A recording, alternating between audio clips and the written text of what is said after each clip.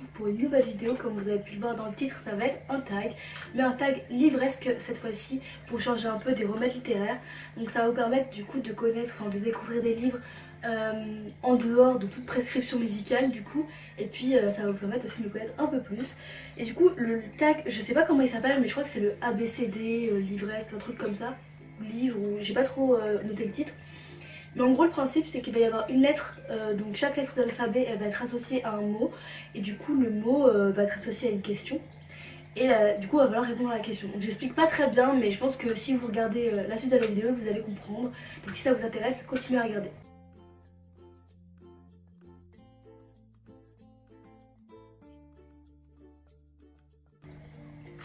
Donc le premier mot, c'est A comme auteur, et donc ça va être l'auteur dont tu as lu le plus de livres. Moi c'est Murakami. Moi j'ai commencé à lire Kafka sur le rivage, sous les conseils d'une amie qui s'appelle Jeanne. D'ailleurs Jeanne, si tu regardes cette vidéo, je l'ai pas beaucoup.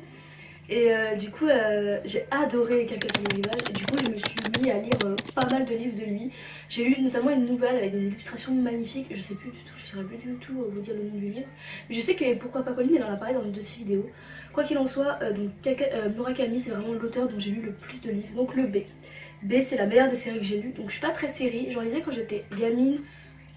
Notamment les carnets de Théo, je sais pas si vous connaissez, mais c'est une série de livres que j'aimais beaucoup. Mais récemment du coup c'est encore un peu 84, c'est la dernière série que j'ai lue il me semble. Ouais, et sinon j'aimerais bien cet été me lancer dans les recueils d'outre-tombe, donc de Chateaubriand.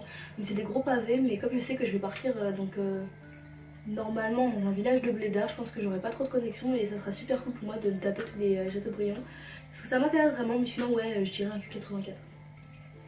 Du coup, mes lectures en cours, là mes lectures en cours ça va être, comment ça s'appelle encore, Incendiaire, mais je sais plus le titre, l'auteur, je vous mettrai ici la couverture du livre, etc. Et sinon après c'est des livres pour les cours, du coup là en ce moment je suis en train de relire Pauvre Bitos. Il est pas mal hein, Pauvre Bitos. Je vous insérerai une citation que j'ai bien aimée d'ailleurs là, parce que c'est vrai qu'il m'a beaucoup marqué, c'est une pièce de théâtre de Jean Anouilh, et elle est pas mal. Les boissons qui accompagnent le plus mes lectures. Je dirais le thé, et principalement le thé, le chai tea latte du Starbucks. Donc c'est un espèce de thé noir épicé avec du lait de soja. Oui, parce que je suis le genre de fille qui va prendre un café dans un Starbucks, ou dans n'importe quel café d'ailleurs, et je vais me poser toute l'après-midi pour lire. Oui, oui, team insociable, c'est... Voilà. Si vous êtes partie de la team insociable, mettez-le en commentaire. Pour e-book, donc e-book, E pour e-book, donc ça veut dire livre, vous voyez, sur tablette ou papier. Donc moi, c'est indéniablement un livre papier fictif et un personnage fictif avec lequel tu serais sorti. Donc moi je dirais Dolores du roman de Lolita, comment il s'appelle déjà encore, de Nabokov. Parce que la façon en fait qu'a l'auteur de décrire cette gamine, ça la rend vraiment bandante. Donc franchement moi je serais sortie indéniablement avec Lolita, donc avec Dolores. Glad, donc Glad, je sais pas ce que ça veut dire, mais il traduit ça comme un roman auquel tu es contente d'avoir donné sa chance. Et je dirais Je verrai si tu veux le pays des neiges de Genevois. Parce qu'en fait c'est un, comment dire, c'est un recueil de nouvelles, donc sur un peu la nature, etc. Et c'est vrai que quand j'ai commencé à lire du Giono, ça m'a tellement dégoûtée. Bon, il faut savoir que j'avais 10-12 ans quand j'ai lu du Giono, donc c'est pour ça aussi. J'ai pas du tout apprécié, du coup Genevois, c'était vraiment, je me suis dit oh là encore la nature, c'est pas du tout mon trip et tout, j'avais pas du tout envie de le lire. Et finalement je vais laisser sa chance, et j'ai tellement aimé que... Après je suis replongée dans le jeu direct, parce que je me suis dit que j'étais trop jeune en fait pour commencer à lire ce genre de livre. Mais je sais pas, pour moi c'est comme un petit ruisseau qui coule et tu te plonges dedans et ah, j'adore Genevois, et j'adore cette série de nouvelles. Donc un roman que tu considères comme un joyau caché. Moi je dirais le discours de la servitude volontaire de la Boétie. J'en avais parlé vite fait dans une vidéo sur le servissement, je vous mettrai dans le i, attends, non, dans le i juste ici, titre de la vidéo si ça vous intéresse. C'est un livre qui a été écrit par un gamin de 16 ans, et pour moi il est encore d'actualité, ça veut dire que vous devez le lire encore maintenant. Pour moi ça fait toujours sens. Et je l'ai lu, j'avais 16 ans, donc franchement c'était pas si compliqué que ça, et vraiment pour moi c'est un livre qui fait ouvrir les yeux sur beaucoup de choses, et qui est encore d'actualité aujourd'hui, donc vraiment je vous le conseille également, c'est un très bon livre. I comme important, donc un moment important dans ta vie de lectrice. Un moment important dans ma vie de lectrice, ah si, je dirais quand je me suis mise à la poésie. Parce que c'est vrai que c'est quelque chose qui s'est fait très tard. Avant j'aimais pas du tout la poésie. J'étais vraiment assez fermée à ce style là. Et En fait, un jour j'ai fait une soirée avec donc, pas mal d'écrivains, etc. Donc des amis à mon père. Et du coup, il y avait une femme. En fait, elle avait des lectures en fait en arabe et en français. Et c'était tellement beau. Et je comprenais rien parce que je parle pas arabe, hein, je vous le dis tout de suite.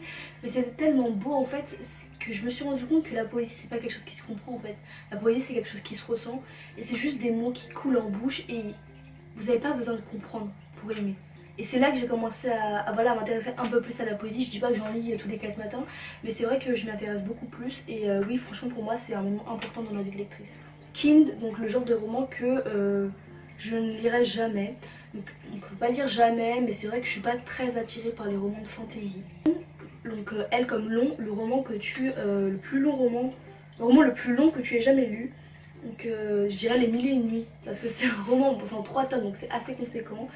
Mais comme j'ai pour projet de lire Chateaubriand, je pense que ça va surpasser ça encore. Ensuite, M comme Major, le roman qui t'a causé le plus gros book hangover, tu ne pourras plus rien lire après ça.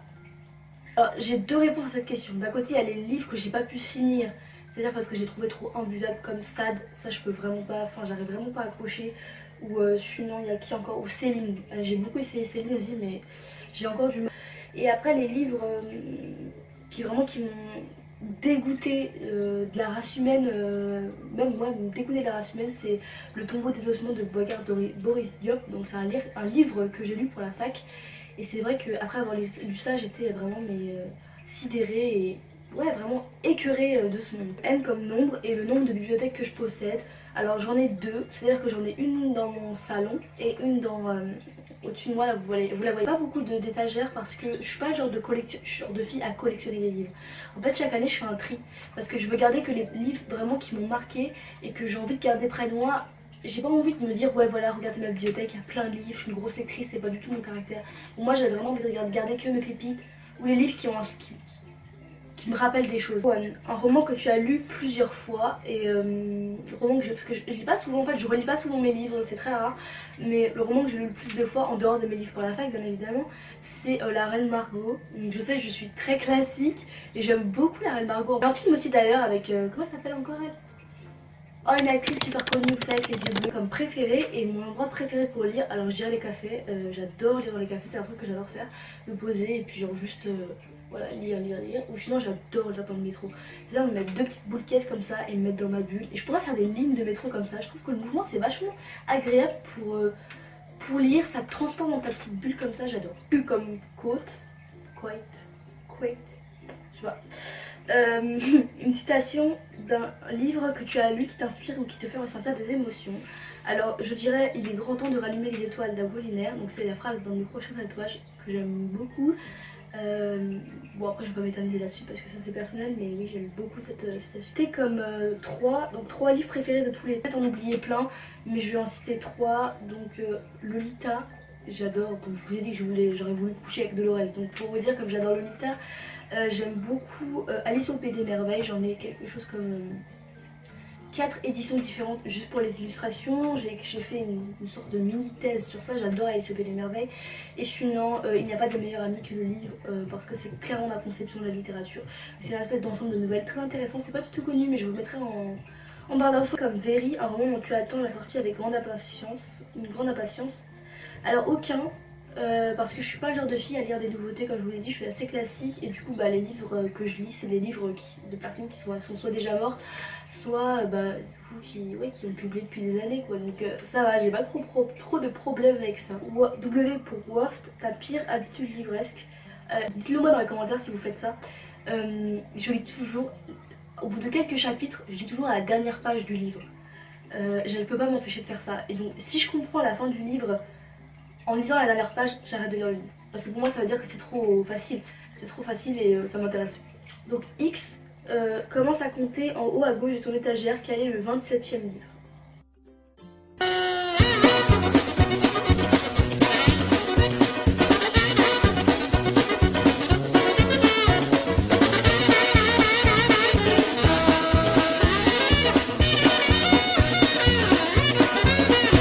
Le 27e livre, c'est Par la fontaine de ta bouche de Mara Belmasri, donc c'est la poétesse dont je vous parlais tout à l'heure. Y comme Yours, ton dernier livre acheté. J'en ai acheté pas mal. La dernière commande que j'ai faite parce que j'avoue j'ai commandé sur Amazon, j'ai pas encore trouvé mon libraire, j'avoue. Donc j'ai commandé tout ça. Et donc il y en a 3.